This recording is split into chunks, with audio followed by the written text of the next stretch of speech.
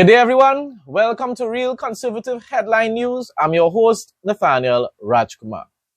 Opposition Chief Whip Marvin Gonzalez has called on Prime Minister Kamla Persad-Bissessar, National Security Council Chairman, to name the attorney with supposed close ties to the UNC who is demanding certain questionable hirings, so much that it has resulted in reported death threats against Defense Minister Wayne Sturge. The report identified conspirators as a lawyer with close ties to the ruling UNC administration, an illegal quarry operator from Toco, another from Santa Cruz, and a senior military officer. The attorney, who is said to be influential, was reportedly demanding the ability to select staff in Sturge's ministry, the Toco Sangre Grande constituency office, where Sturge is the MP, the military, and the unemployment relief program as well. My response: while I remain a critic of the SOE, I honestly don't believe that's the solution in order to be able to address all these actual serious issues that are taking place. And these are extremely serious issues, people. But while I remain a critic of the SOE, all TNT's authors of confusion, including Macaroni Pie Gonzalez, who are yelling corruption, and another guy, a leader, political leader of a very insignificant political group here in Trinidad and Tobago, that is bawling Kamla, Kamla, Kamla, Kamla, Kamla, and corruption. I know the UNC this and the UNC that, just this morning. So everybody yelling corruption all of a sudden should acknowledge the fact, listen to this, people, that members of Kamla's administration are receiving death threats because they refuse, listen to the word, they refuse to submit to the demands of criminals in our society.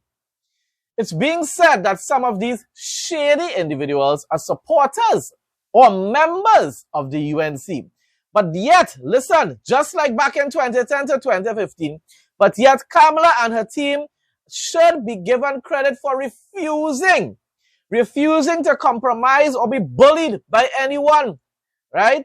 Having said that, I hope and pray that they will reveal the identities of these so-called threats to the public as soon as possible. Now, of course, even though they should at some point in time, and the police, the TTPS and the Commissioner of Police should inform the public of who are these individuals. The thing about it is, people, let's be very clear about something. Just like with the 1%, that you cannot just call the names of 1% individuals because you could face lawsuits. Just like how the TTPS cannot just go and arrest members of the 1%, even though there have been rumors for decades that they are the ones that are controlling the mafia in Trinidad and Tobago and controlling the crime in Trinidad and Tobago. You also cannot just go and arrest other individuals, even if you have an SOE, because they have a lot of what? Finances backing them. And therefore, the country can end up facing extreme, very large lawsuits, costing the state millions, costing taxpayers millions of dollars. Most likely, there are already going to be lawsuits because of certain arrests that were made under this state of emergency. But, give Jackie jacket. The individuals that have been arrested are already known members of the underworld, known gang leaders. Do you understand what I'm telling you? There's a difference. There are other members of society that have accomplished, giving the disguise of being legitimate business individuals, businessmen, businesswomen. And if you just like in America, people, you cannot just go, and just like the mafia, even in Mexico, you cannot just go and arrest individuals unless you have sufficient evidence to prove your case. The DPP is going to throw it out. And what ends up happening, all you end up doing is making the politicians and even the Commissioner of Police a target. a target. Because once again, I'm being redundant right now, but I'm trying to emphasize on the fact that you need to have sufficient evidence in order to even disclose the names of certain individuals in society. But once again, before I conclude with this segment, give the UNC administration credit for refusing to submit to the demands of even so-called members of their political party. That's not something to bowl, oh, corruption, corruption. No. I was going to say certain words, but I'm trying to keep my newscast clean. But the individual this morning, the author of confusion, a political leader of a very insignificant party, that accusing the UNC of corruption. You thinking really straight, brother? Did you think before you posted that utter nonsense? Because at the end of the day, you know what would have been corrupt? If it was that UNC and Kamla Persad-Bissessar decided to approve of these contracts and allow this, whoever the lawyer is, and other individuals to become significant members of her administration, if she allowed that, that would have been corruption. Not saying, no, I don't want those individuals anywhere near my administration. How on earth can you accuse Kamla Persad-Bissessar of corruption when she's standing up and fighting against it, even though her ministers' lives are at stake? Does that make any sense to you, man? I can't even remember his name. But as I said before, he is a political leader of a very insignificant, a party that will never win even a seat in parliament. But you're coming talking utter nonsense early in the morning, telling people stupidness about UNC corrupt. And UNC part of the belly of the whole, the mafia. When it is, once again, I'm going to conclude with this. Kamla Persad-Bissessar made sure and told members of her administration, if you slip, you're going to slide. I'm going to put you out. And therefore, even if you're going to have to face threats by individuals that wanted you to select them, well, we will provide security for you. But you cannot, I'm not going to allow you to bring these kind of shady people into my government.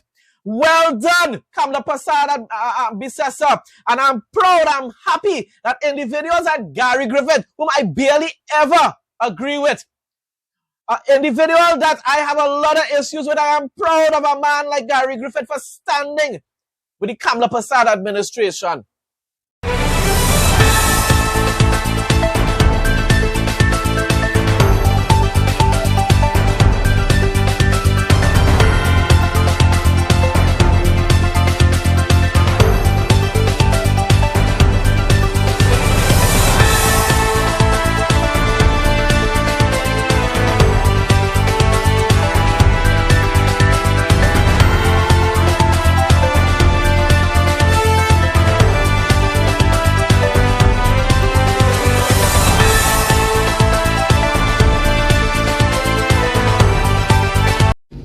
The decision to cancel the Independence Day parade and celebrations, it is indeed unfortunate, and I'm speaking not just as a citizen but somebody who was in the military and someone who understands the importance of our independence.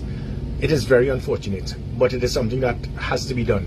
But to hear certain citizens try to water down the significance of Independence Day by stating it's just a whole set of different fire trucks and army trucks going on a parade, it shows the ignorance of persons understanding the importance of what the Independence Day is about. That is an anniversary to remember that we are now free to self-govern, that we are not under any control from external forces. Many countries cannot boast about the same. So for persons to try to trivialize the importance of our Independence Day based on trying to justify why it is done presently of trying to cancel it, it shows ignorance at the highest level. Having said that, even to hear a political analyst foolishly state that it may be a reason to cancel it to save costs because it may be based on an economic decision, that is also very foolish. because you will have the opening of Carnival, the Carnival launch in a few months, where a couple hundred persons turn up, and it costs 3 times more than the Independence Day celebration. So let us not go there and speak about costs. And for political analysts to make a comment like that, it says a lot about how persons do not understand the significance of our independence. But having said that, it is something, if it is that law enforcement agencies, the intelligence agencies have stated that there's a clear and present danger that can affect national security in that specific time, but there's nothing else that the state can do. The state will be forced to make that decision because it is the intelligence agencies that will give that advice to the state, and then they will now decide. So the state has decided upon this based on intelligence that has been given by the law enforcement agencies through their intelligence agencies.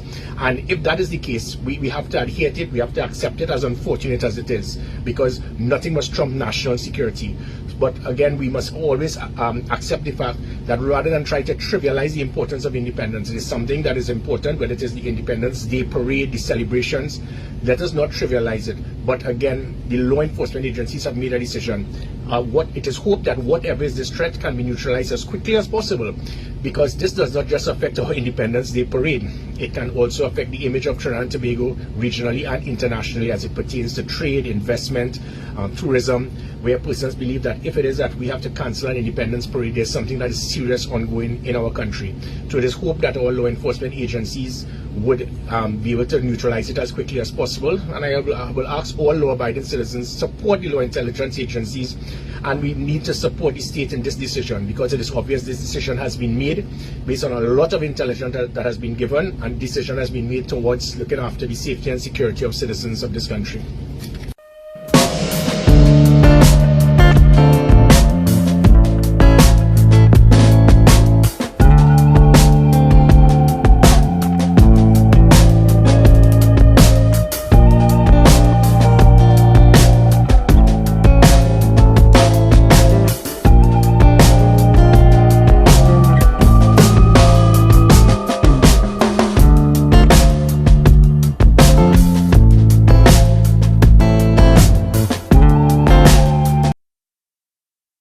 In some other news, Trinidadian men arrested by Venezuelan authorities.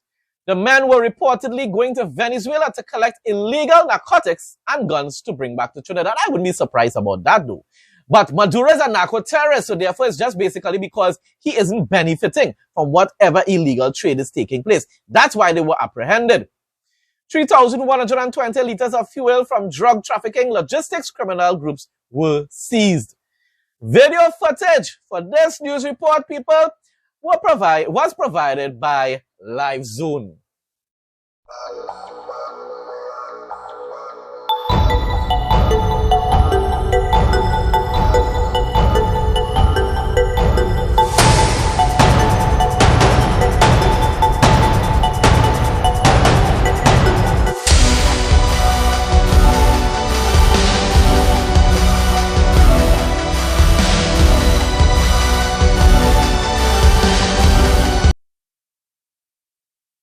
General Manager and Chief Executive Officer of the Community-Based Environmental Protection and Enhancement Program Company Limited, CEPEP, Keith Eddy, has brought claims for defamation of character against opposition senator and former line minister of CEPEP, Faris Al-Rawi Senior Counsel.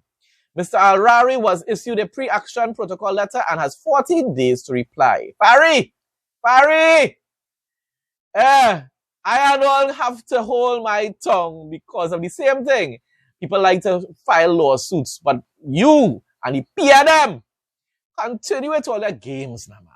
Continue with all their games. You see what's going on? You see how the Kamala Prasad administration is fighting against the elements of extreme mafia-style criminals in Trinidad? You see how they're fighting against them? Rest assured, anyone who is guilty of corruption and crime in the former PNM administration will face justice as well. Keith Eddy has brought a claim for damages in relation to certain malicious, false and baseless statements made by Senator Al-Rawi. In a pre-action protocol letter issued on behalf of Mr. Eddy by Freedom Law Chambers, described Mr. Al-Rawi's public insinuations that Mr. Eddy was unethical and hypocritical as a carefully orchestrated political smear campaign and character assassination designed to divert public and legal attention away from the fraudulent and illegal extension of CEPEP contracts just days before the general election and without cabinet approval. Mr. Eddy's attorneys describe him as having acted with the utmost integrity by seeking to safeguard the interest of CEPEP by former CEPEP chairman Mr. Joel Edwards, who is believed to have fraudulently deceived the board into ratifying a non-existent cabinet decision. Mr. Eddy's legal representatives claim that his ability to continue as CEPEP CEO was undermined by a loss of confidence from stakeholders, contractors and the public in light of Mr. Al-Rawi's statements, which were disseminated to a vast audience via social and print media. The pre-action protocol letter calls upon Mr. Al-Rawi to make an unqualified public apology and withdraw any allegations made against Mr. Eddy, refrain from uttering further defamatory words, admit liability for defamation of character, and allow the High Court to quantify compensation, and agree to protect Mr. Eddy from all legal costs incurred as a result of the defamation. Mr. Al-Rawi has 14 days to comply out of court before High Court proceedings are initiated. Stacia Yoward, TTT News.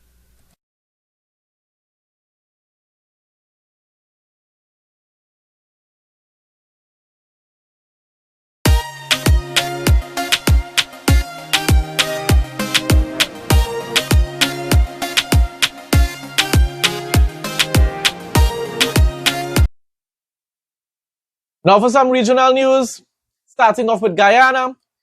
4 new police facilities were commissioned in Region 9.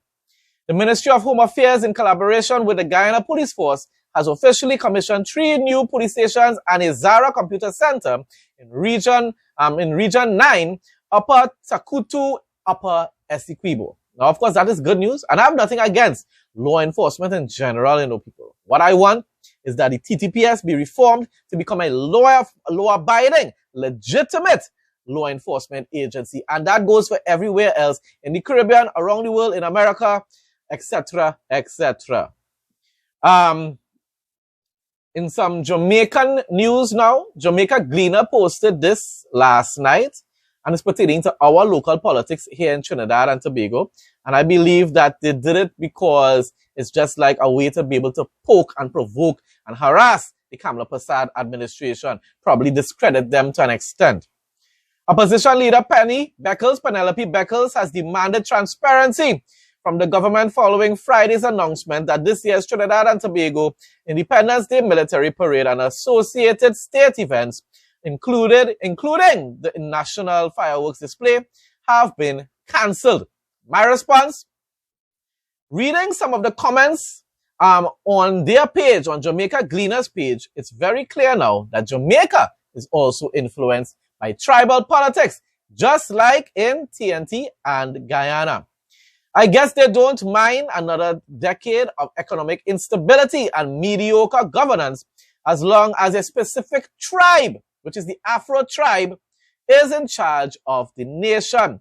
Thankfully, that curse is beginning to break here in TNT, and I continue to hope and pray that it will remain away out of Trinidad and Tobago. It's beyond ridiculous to host an independence parade during a state of emergency, especially when there's new intelligence indicating that there's an attempt to murder a high-ranking official, and it's actually officials, because Paradat life is also in danger as well. In the Kamala Prasad administration, Jamaica Gleaner should ask our local officials some questions before spreading PNM BS across the region. That was really disappointing to read that from them, because at the end of the day, yes, I give them credit for providing news sources from around the region, not just in Jamaica, and internationally as well. But reading some of the comments, and one particular guy actually mentioned how Kamala Persad-Bissessar is an East Indian and tried to make it look as though Kamala decided to cancel independence because of some kind of race nonsense. And he insulted the Prime Minister as well, and also said, he went on to say that this is why the Jamaicans have to make sure that the white man, because the political leader of the major opposition party in Jamaica is like looking like a Syrian or a white.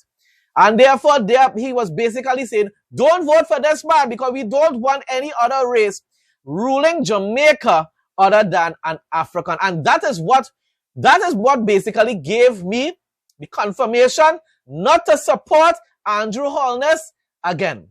Because it's very clear that the citizens of Jamaica are only voting for that man because they consider that political party to be the African party of Jamaica. You see the race thing, people? And look at it. All the time I was wondering whether to support him or not. You understand? But now knowing that their party is pushing tribal politics, heck no.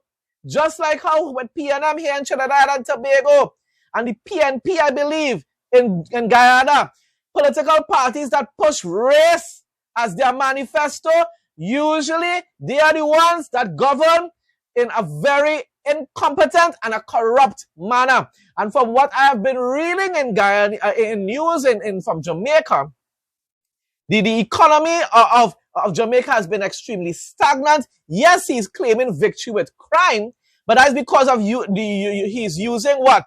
An SOE, just like in Trinidad here, the PNM was using it, and sadly the UNC is using it again as well. But my whole point remains that you cannot just continue to vote, and you will give this man a third term in office, all because of race. No, people, it's either you vote, you need to vote for political party based on their good performance, their exceptional performance in office, and they're economically friendly, and otherwise, other types of policies that are beneficial to the country.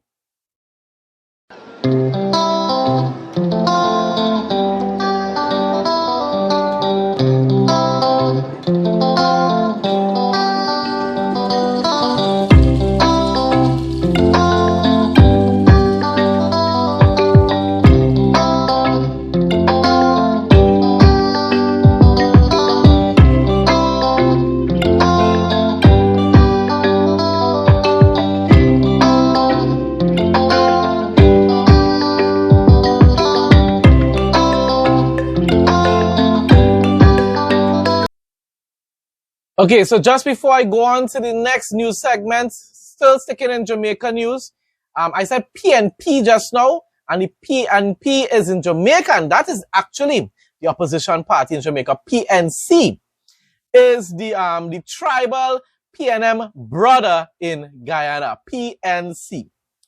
So moving on, People's National Party PNP President Mark Golding paid his $15,000 nomination fee at St. Luke's Church in Crossroads, St. Andrew on nomination day using $3,500 bills. Traditionally, both major political parties use notes bearing the image of their former prime ministers, but with the redesigned currency, Golding opted for the $500 bill featuring national heroes Nani of the Maroons and Sam Sharp. My response? I wish you all the best, because now I know most likely, unless I start to hear you promoting any kind of Tata and all sorts of tribal politics as well, or higher taxes and you know, anything that will not benefit, just like how I criticize the UNC at times, although I support them in general. If I see this opposition party is also promoting any sorts of policies that will not promote the progress and development of Jamaica and benefit the citizens of Jamaica, then of course, I'm not going to support you either. Not just because people are opposing you because of race means I will support you either. I support a political party based on performance and policy. But for now, I will say, you know what? I would like to see what this man will do. If it is, he can lead the country, lead Jamaica into prosperity. Give the man a chance. That's all I am saying. So I said, I wish you all the best. I pray that Jamaicans will begin to vote based on good policies and performance instead of tribalism and party loyalty. This present regime's mediocre style of governance should be rejected by the masses. Here in TNT, over 100,000 PNM voters either chose to boycott the general election or voted for the UNC. People wanted, PNM lost 1/3 of their voting base this general election. Let's just hope it remains that way from henceforth.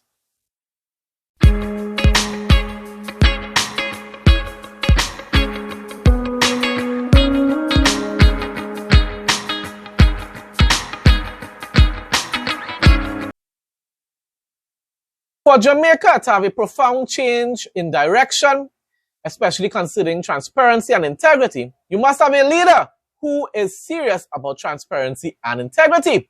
Just as important, or even more important, you must have in place a set of people who place high regard on those matters. That was posted by Jamaica Gleaner. I'm not sure who actually sent in that short commentary, but nevertheless, they make a lot of sense. And of course, once you have individuals and leaders and members of a political party that hold to those types of standards and values, you will end up with political parties like UNC and the PPP Civic in Guyana. They're not perfect. Irfan Ali isn't perfect. Members of his party, I'm sure, are not perfect either. Just like likewise here in Trinidad and Tobago with Kamala and her administration members. But they perform far better than other political parties who just rule on greed. It's different people. Totally different. Principles matter. The Jamaica Public Service Company, JPS, has revealed that motor vehicular accidents have caused 799 power outages across the island since the start of the year. Roughly 4 car crash-related outages per day. That's ridiculous. In a media release on Sunday, the JPS appealed to motorists to be careful on the roads in light of the statistics. But I see sad thing about it. There's a need for speed culture that it has become part of our nations, our countries, in Jamaica, Guyana, Trinidad, and throughout the Caribbean. And therefore, what I believe is needed is a little bit of force. And that force is imposing a law, a policy whereby vehicles can only pass inspection if a speed limiter is installed. And therefore, they would no longer be able to be flying on our roadways, moving at the speeds of 200 kilometers per hour and in excess of that. The St. Catherine South Police have arrested a 19-year-old male suspect in connection with the murder of a man at a vigil in Portmore on Thursday. The suspect held on Thursday is a mechanic of a Gregory Park, Portmore address. The deceased has been identified as Dick Uriah Palmer, otherwise called Children. What a nickname. A laborer of Cumberland Meadows, Portmore. You see, we have in the Caribbean what we have: need for speed culture and also gang culture. And it doesn't mean that you have to be a member of a gang to have the that sort of a follow the gang culture sort of concept and mentality, people. It's the lawlessness. It's the sort of impatience, the violent type of tendency that we have within our communities here in Trinidad and Tobago and across the Caribbean. This is what is the fruits that are born from gang culture. Since 2016, the Jamaica Labour Party government has led the most determined, coordinated, and sustained assault on violent crime in our modern history, according to the Jamaica Gleaner. And it is delivered, but they posted something that actually basically this criticized that this present government, anyhow you take it there. So they are posting the opinions given by people in public. So anyhow, it is delivering real results. Murders fell 8% in 2023. 19% in 2024. That is significant though. And in 2025 so far have plunged an unprecedented 42% year on year. That is definitely significant, people. The steepest decline in decades. Now, of course, definitely 42%. I don't even know if Trinidad will ever reach that number. But it is by what means it's been accomplished. Is it via extrajudicial killings? Is it because you're just using an SOE every time that there's a spike in murders and crime? And therefore you cannot function as a government like that, people. And from what I remember, multiple times the present regime in Jamaica have used an SOE in order to be able to control crime. My response, this sounds like the PNM's Mighty Morphin Ghanaian narratives, which are being pushed by the JLP in Jamaica. I'm not saying they are exactly the same as PNM, but more and more they're sounding as though they're quite similar. Just yesterday, it was reported that Jamaica's economy has been stagnant for over a decade. This is my commentary continuing here. And yet citizens should give JLP a third term in office. Why? Just because of crime being reduced? Nah, I don't believe so. I believe this is just a plaster on a very serious sore that is still there, and medication isn't placed on the sore itself. After reading the comments made by tribal Jamaicans yesterday, it's quite clear that it's time for change in Jamaica. That's my opinion, of course. Now for some international news. In Lagos, Nigeria, motorcycle taxis known as Okadas weave through congested streets while dodging potholes, like Trinidad, boy, and pedestrians as they ferry commuters around the mega city. If they can hold on tight enough, though. While a government ban and police harassment make life hard for Okada riders, they provide a comparatively cheap but crucial solution to the city's transportation woes. And that's the thing about most third world countries. Instead of finding ways to be able to ensure that these individuals that are trying to earn an honest living can do it safely, and once again, ensure that they drive below the speed limit. But you can't just be targeting people in very impoverished nations like Nigeria and even here in the Caribbean for trying to find an occupation. And the occupation doesn't only benefit them, but it provides a very affordable type of service for the citizens and even tourists that visit those cities. But just like here in the Caribbean, the police are just out, not to serve the citizens of the country, but it's to persecute and to torment their lives. Yeah, it sounds ridiculous, but it is true. That's what they do here in Trinidad and Tobago as well. They are the tax collectors of all the governments that are present, all the governments that exist, that have existed here in Trinidad and Tobago. When you're ticketing for ridiculous reasons, you're basically collecting taxes. People, it's no longer ticketing. That's called taxes. The unemployment rate in India declined to 5.2% in July, down from 5.6% in June. And that's just by what? 0.4%. But anyhow, that's still significant in a large population like India. The decrease was more pronounced among women, with the rate falling to 5.1% compared to 5.6% the previous month. But of course, after hearing a lot of the things that Modi has been saying and doing recently, India is yet another country that needs change. I don't know when the election is due in India, but I believe they should vote for somebody else. Give somebody else a chance.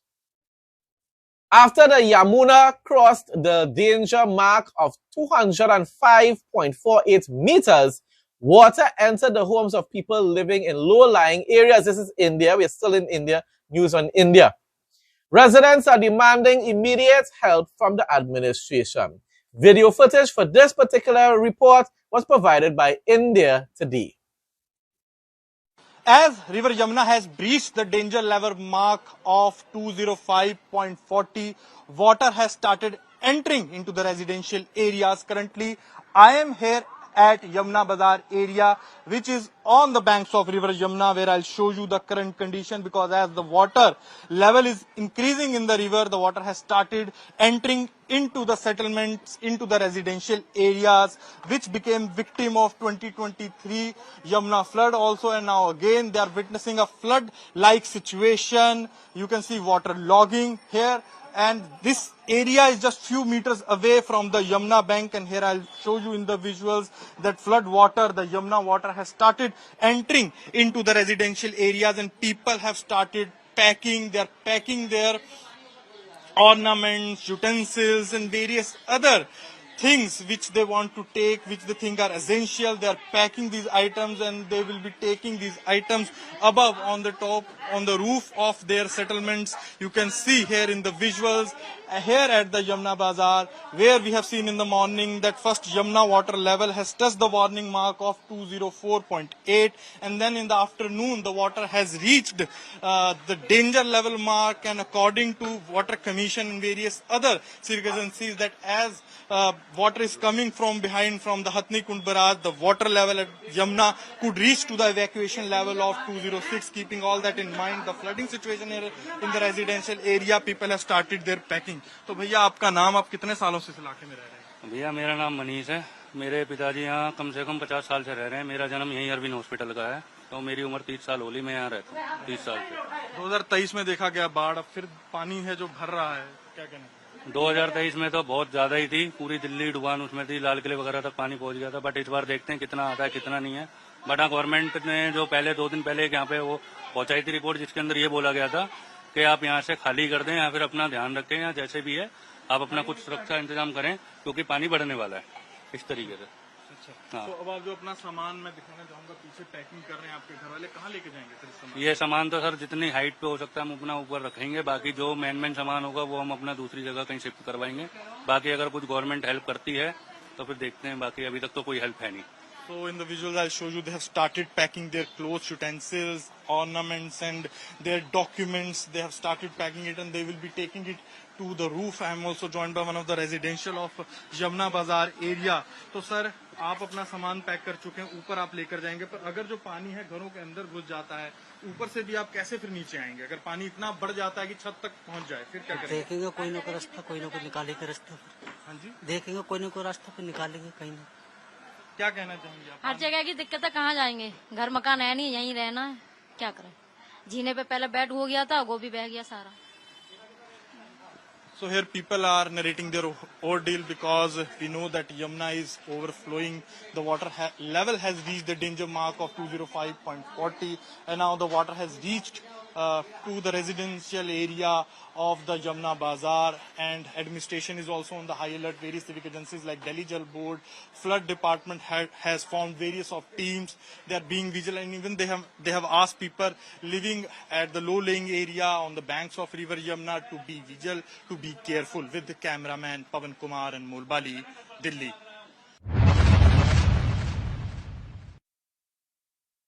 Tony Chung, an activist who was imprisoned under Hong Kong's sweeping national security law, and Ted Hui, a former lawmaker who was facing trial for his role in anti-government protests in 2019 against the dictatorship, the communist President Xi administration in mainland China.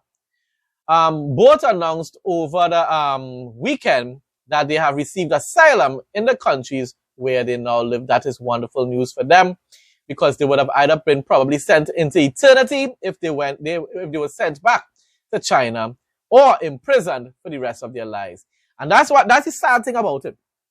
You know, people here in the Caribbean that actually say that they despise democracies and Western civilization.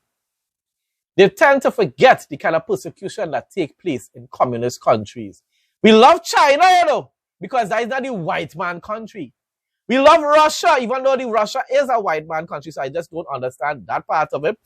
But it's just that something with Trinidadians and people in the Caribbean, that they tend to love communist countries, dictatorships. Because, you see, in their minds, I don't know what kind of minds, but in their minds, democracy and Western civilization is the white man way. So therefore, even though Putin is a white man, because he's a dictator, he is rebelling against the white man civilization. You understand? So that's why probably they still support Putin, even though he's a white man. Serbia's President Alexander Vučić on Sunday announced tough measures against anti-government protesters following days of riots in the streets throughout Serbia that have challenged his increasingly autocratic rule in the Balkan country. Thousands of people defied Vučić's threat of a crackdown and protests later on Sunday in various Serbian towns, including the capital Belgrade, shouting, "Arrest Vučić!" The protesters demanded that all those detained in the past days be released. No incidents were reported. It all goes back again to people, citizens, when they tolerate autocracy, when they tolerate communist styles of governance, socialism. This is what ends up happening. I'm sure they didn't end up in just in a dictatorship or creeping dictatorship like this overnight, you know. But they decided to vote for political parties that promoted socialism, that promoted communism. But when tutu hits the fan, you see I'm using nice words there, when tutu hits the fan, this is what ends up happening. You wake up and realize, wow, I'm in a dictatorship, and you start to protest. And yet you still hold a grudge and you despise the white man's Western civilization and democracy. I just don't understand human beings. But I'm not surprised though, because we are living in the times that the Bible spoke about, that in the last days, good will be considered evil and evil will be considered what, people? Good. Radical, far-left, jihadist, anti-Semitic, anti-Zionist CNN posted an opinion post earlier today. And it says, there used to be places to go to escape the heat on our summer vacations. But the Arctic's icy grip is loosening as the planet warms up. And these cool, far-flung destinations are becoming increasingly vulnerable to heat waves. But then on other occasions, you also hear about other areas freezing. And that's why they say climate change. They don't just say global warming anymore. Because they know if you say global warming, they'll say, but they have other places that are freezing now. So they say climate change, so they could cover the global warming and the freezing at the same time. My response? We need cow control. Yes, people, cattle control. That's what the Green New Deal says. I said, no more cow pum. No more cow pum. No more cow gaseous waste being emitted into the atmosphere. Of course, I'm being sarcastic at people. But this is what the radical left says. That the cows, the cattle, is emitting too much carbon dioxide and other types of toxic gases into the atmosphere, which is heating up the atmosphere. So I want to say, my sarcastic post, people, it's causing climate change. Please consume Bill Gates' lab meat instead. Don't rear cattle. No, that's too natural, and they're emitting too much gaseous waste. So instead, you know what to do? Eat Bill Gates' lab meat. No more cars either. Only the elites and journalists who make up a small portion of the population, the world population, deserve to own vehicles and travel via airplane. Let's go back, people, way back. Back in time, probably even before it had bicycles. Somehow or the other, they might find a way to say that bicycles are also causing climate change. What we're going to do? Congressman Eric Swalwell said Saturday that Democrats, listen to this, Democrats will protect democracy, their version of democracy, which is really socialism, which is really autocracy, which is really abomination and shedding of innocent blood. But they're saying democracy because they love to lie, just like how Satan lies. So Eric Swalwell said Saturday that Democrats will protect democracy by burying, listen to the word, of course he'll say it's figurative, burying Republicans below the Capitol. When asked about the party's redistricting stance, my response, that sounds a whole lot like a threat to me. Now, of course, as I said before, he'll say it's figurative. You know, I'm just speaking figuratively. I find the FBI should figuratively arrest him and question him about what utter nonsense he's stating, he's making these statements he's making in public and pushing something that could be inciting more violence to take place in America. Because every time the Democrats use that type of rhetoric, places all over America begin to burn down. Cities begin to burn down because BLM and Antifa unite and begin to cause havoc all around the country. India Today reported, this is really kind of funny and yet it's serious at the same time. But people, just to me, it sounded weird. Putin's health secrecy. This man is so obsessed with keeping his health secret from the entire world. Listen to what he does. He has a poop briefcase. Why Putin's fecal matter traveled to Alaska. The video footage to explain what I'm speaking about there was provided by, once again, India Today. Now, it's no secret that Russian President Putin keeps a tight lid on his personal image. But what if he told you that that lid actually extends to his toilet as well? Well, my colleague Sneha Murdani flushes out all the details over here.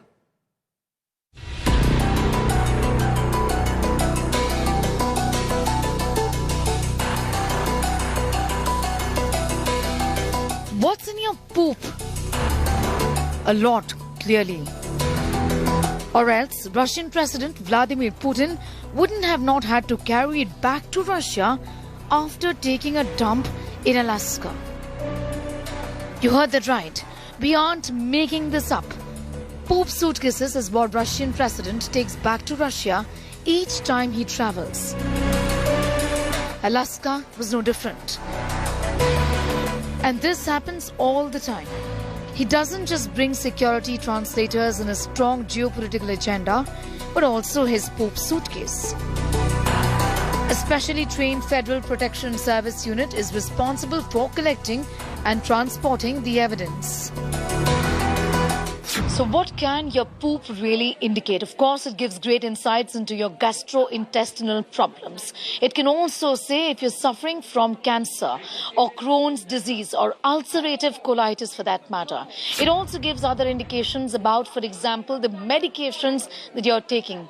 If at all you're into chemotherapy or if you are on radioactive iodine used for thyroid cancer treatment, a disease that Vladimir Putin is suspected of suffering from. So it may sound unusual, but stool can reveal a great deal about a person's health. Modern tests can detect infections, digestive problems, cancers, and even liver or pancreatic diseases. Traces of medicines, chemotherapy, or hormone treatments can also show up in fecal analysis. Such information could disclose if a leader is secretly ill or undergoing treatment. Putin's public appearances always leads to endless speculations about his health. A backstage video of Putin's meeting with Trump shows intense twitching in his legs. The video led to rumors about Russian president having Parkinson's disease and wearing an exoskeleton. In a country known for tight information control and a president obsessed with image and secrecy, the poop story wouldn't really be the strangest thing we've heard. In New Delhi, Sneha Murdani for India Today TV. All right, so what's in the poop? Well, ask President Putin that.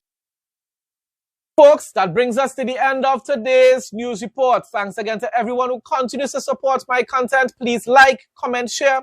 Stay blessed and stay safe most of all. In Jesus' name.